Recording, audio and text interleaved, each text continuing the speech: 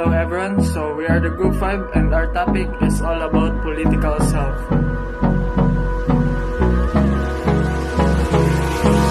Hold me close till I get up. Time is barely on our side. I don't wanna waste what's left. The storms we Objectives: develop Filipino identity, describe the nature and functions of political self, determines the importance of social interaction in developing the political self, and identify different Filipino values and traits. Aristotle once said that man is a political animal. So what do you mean by man is a political animal? It means that we are not just mere animals, but we are political animals. Because we are capable of interacting with other people. We are capable of making decisions. Before we act on something, we think of it first. So our actions are based on sound judgments. Are supposed to be based on sound judgments. So before we do a certain task, it should be based on something we believe, because it is always dangerous to act on something without you understanding it. I am Mark Lesterian. In this video, I want to share my idea about the political self.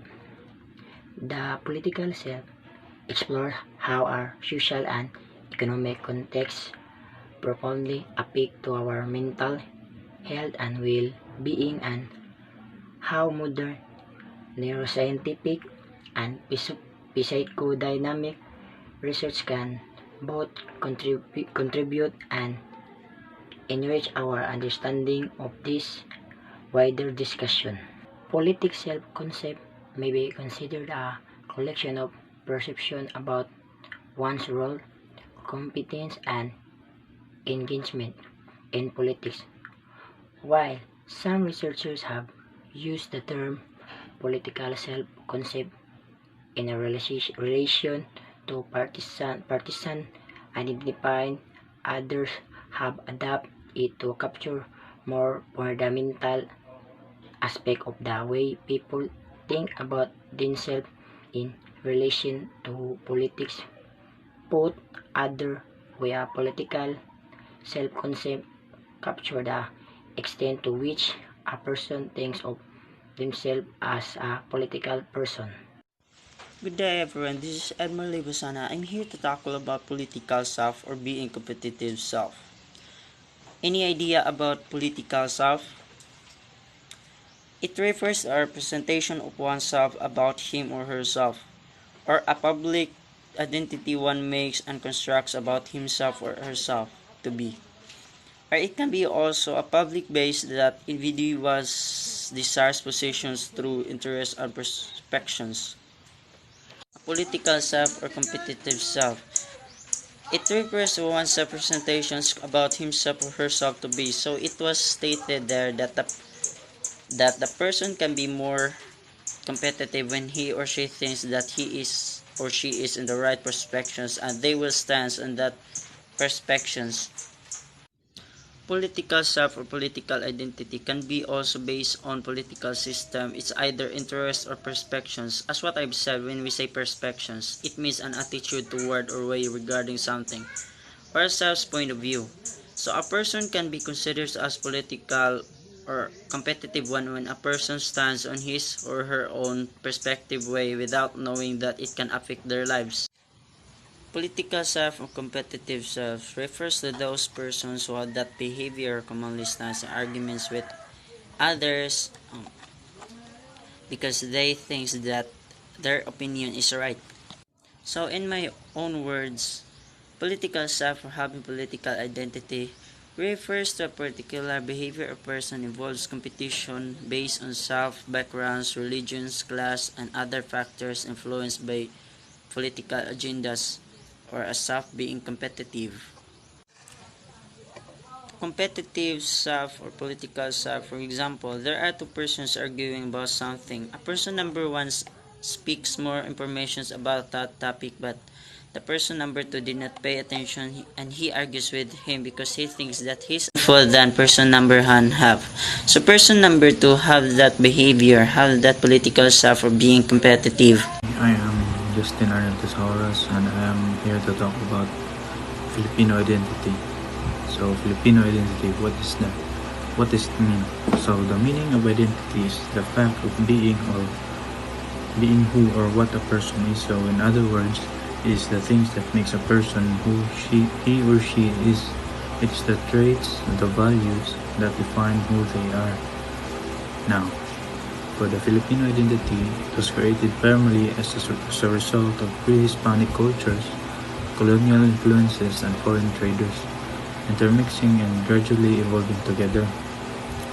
Means that the identity of the Filipinos, the things that make the Filipinos who they are, these influences were not passively absorbed in the Filipino culture but assimilated in a selective way, and this acculturation is varied from region to region. Now, Filipino identity consists of 4 parts: the values, traits, community, and positional factors. Now, first is the values, meaning a person's principles or standards of behavior, one's judgment or one's judgment of what is important in life. For example, Filipino values is pakikisama. Now, what is it? So, it means pakisama translates into fellowship. So, it means getting along to others very easily. So, for example, you were gonna use pakikisama when you are new at the job. So, you need to be friendly, or you need to be easily get along with, so you can get new friends and make your work easier. So next is hiya, means shyness. So value of Filipino is that they can say no, even especially when the other person is very insistent.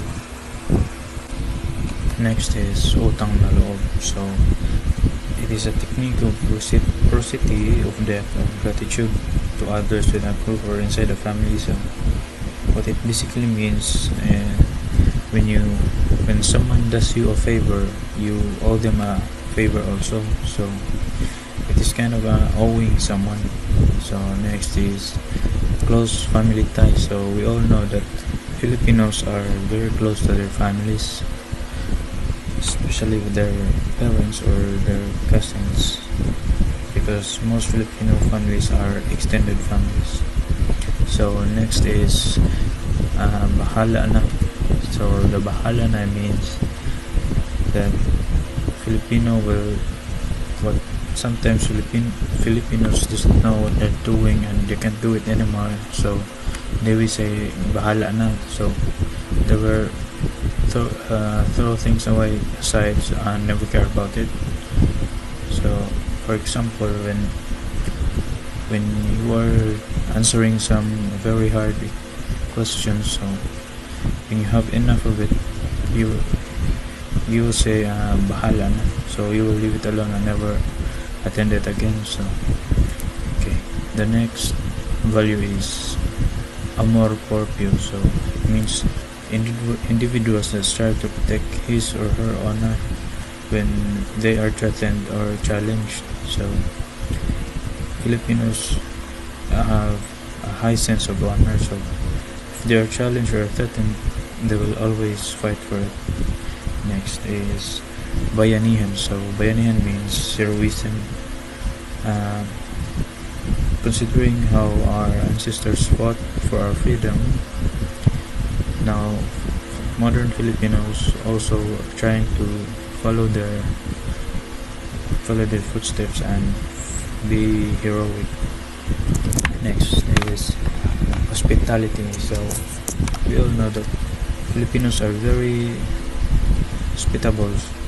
We can see them doing something. They will always invite us to join them or be generous. Next is Ningas Kogun.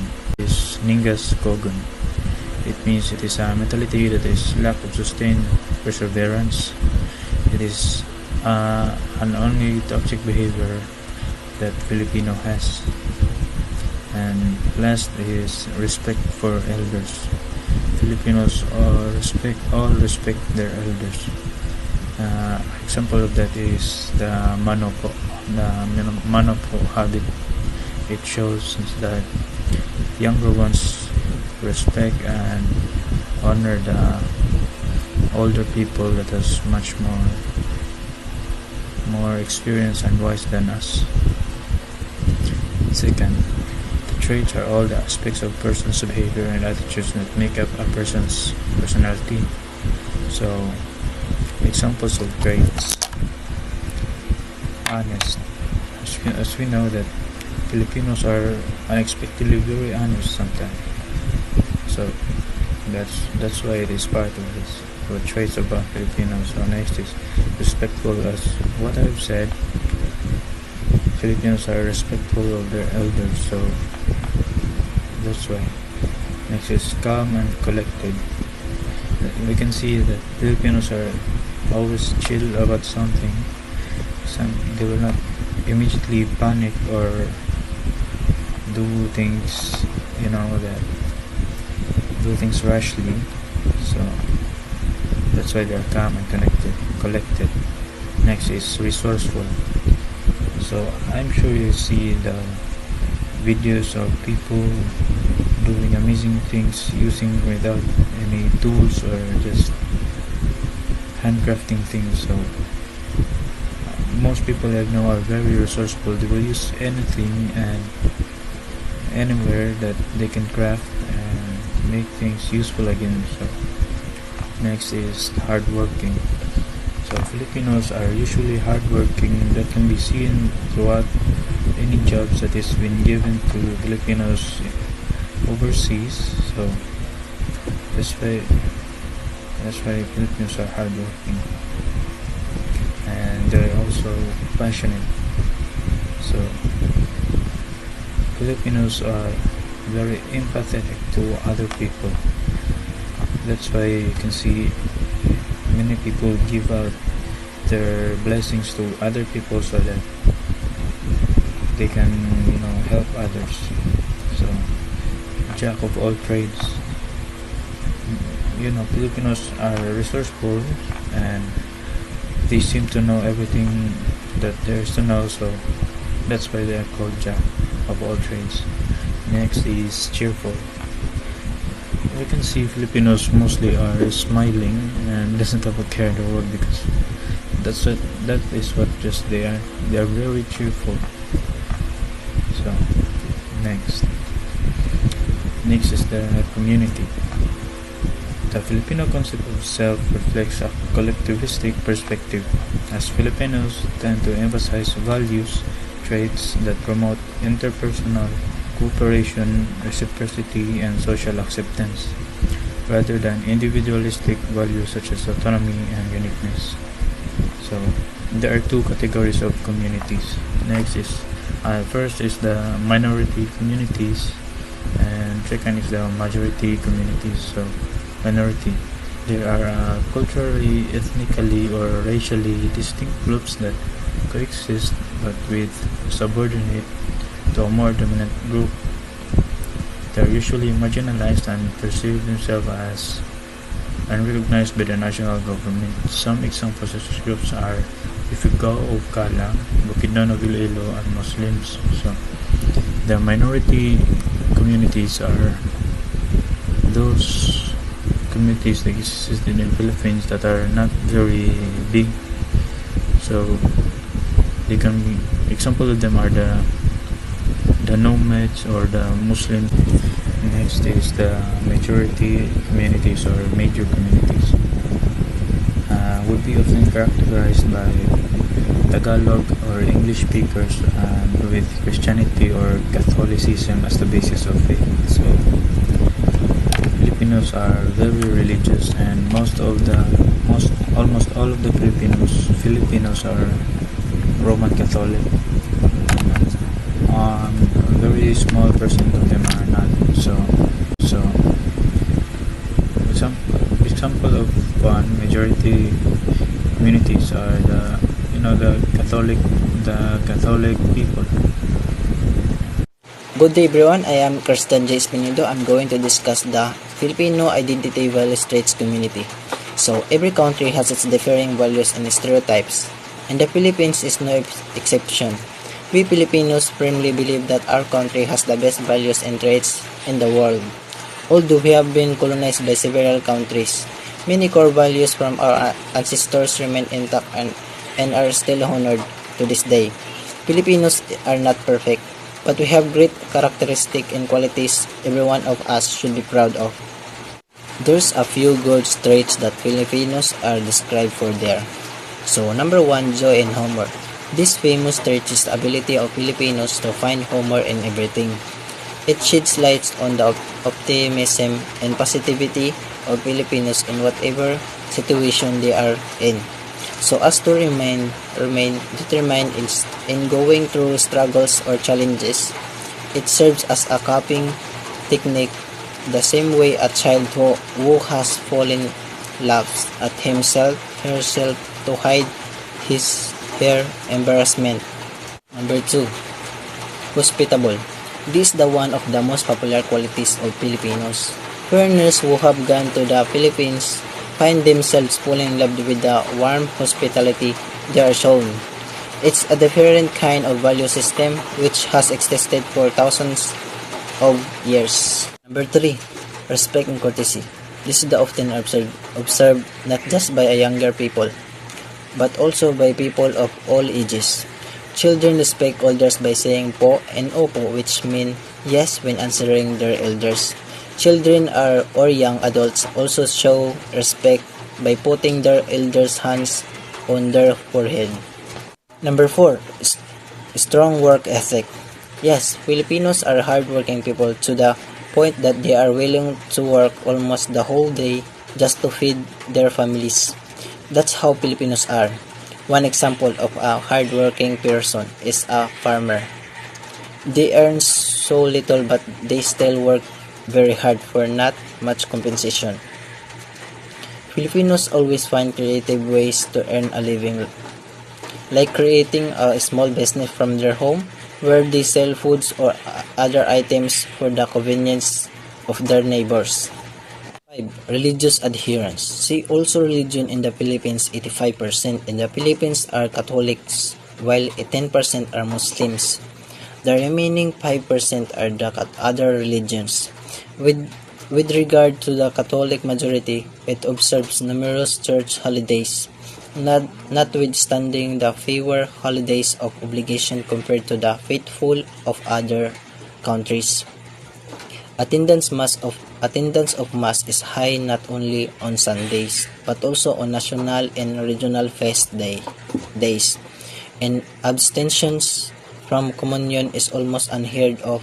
Catholicism also provides the basis of many citizens' positions on moral, ethical, and everyday issues. Extreme practices official frowned upon by the clergy take place during Holy Week. Filipino values are, for the most part, centered at maintaining social harmony. So that's all. Thank you. These are the institutional factors of Filipino identity. We have family, school, church, media, and government. So in family, children are taught the basic human values of honesty, love, discipline, and respect for others. But notions of community are confined to the family, and the concept of public good tends to be left out of family values. So it means that children are taught at home sa inyong balay, like sa inyong balay juga pinaka unang tudluan sa imong pamatasan na how you treat other people with honesty, love, discipline, and respect. So, but depende lang na siya sa sa giunsa ka pagtudlo sa imong family, like ang ubang family kay kanang tungod sa ka pobre or ka poor kay ilang suguon na lang ilang anak na mangawat inana in order for them to survive or to nga naay pagkaon na may makaon. Then in school we are taught of kaning the things na wala pa nato nahibawan, so sa other subjects, and gituluan po ta sa mga core values if unsaon na to pag treat ang other people, if unsaon na to pag use atong nakatunan sa eskwelahan, sa atong everyday life, sa church. We are taught nga if tigsimba ka, so dagan kang makatunan through the gospel o sa Ginoo nga like kanang dili pwede mo patay, dili pwede mangawat inana. So there are 10 commandments nga nga 10 commandments nga dapat nato sundon if samot na kay mga Christians tayo na not jud tayo mga mga gipambawal o nga mga butang nga dili pwede buhaton. So in media, it provides venues for the discussion issues and exposing anomalies in the conduct of public affairs. So it means that for example kaning nagatag siya og kanang kaigayunan nga makastorya para makaibaw ang uban og if unsay mga problema, like for example sa radyo nay gi-interview na tao para makasulti if unsa ang corruption nga ang mga corruption nga nahitabo din sa Pilipinas, if kinsa tong mga tao ngayon nga dapat dili iboto or dapat likayan para mo improve ang atuang country. Good day everyone. Today I'm gonna talk about democracy and citizenship. So what is a democracy? So democracy itself means rule by the people. Democracy is a system where people can change the rulers in a peaceful manner, and the government is given the right to rule the people because the people say it may. Democracy provides an environment that respects human rights and fundamental freedoms, and in which the freely expressed will of people is exercised. People have a say in decisions and can hold decision makers to account. Women and men have equal rights, and all people are free from discrimination. Democracy explains and helps in maintaining law and order. Democracy helps citizens to choose their leaders to run the government. Democracy provides equal rights among citizens on the basis of caste, religion, and sex. Democracy enhances the quality of decision making and also improves the dignity of citizens. Now let's talk about citizenship. So citizenship is the status and identity of a person recognized under the law as a legal resident of a country. Democracy is the system of government where citizens have the power to elect the representative to take responsibilities. People and democratic government are socially and legally linked by citizenship.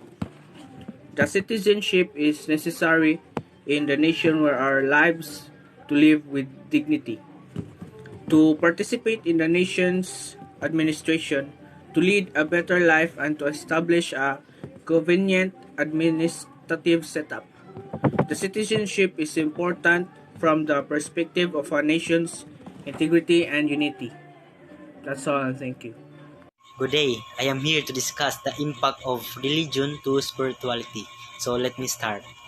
Religion and spirituality are both assisting us in trying to understand the meaning of life. In some cases, how our relationship with a higher power may influence that meaning. While religion and spirituality are similar in foundation, they are very different in practice.